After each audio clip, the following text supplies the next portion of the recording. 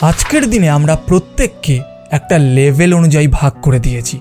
বড়লোক, গরিব, কালো, ফর্সা, আরও অনেক ভাগে।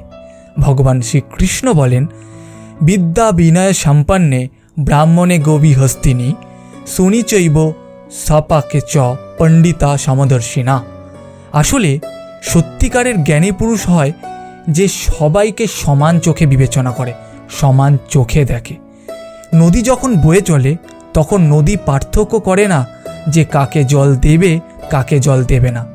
সে তো প্রত্যেকটা মানুষের পিপাসা নিবারণ করে। লোক যে আজকাল আমাদের ঘর, স্টেটাস, জামা কাপড় দেখে আমাদের ভ্যালু করবে কিনা ডিসাইড করে, এটা ভুল।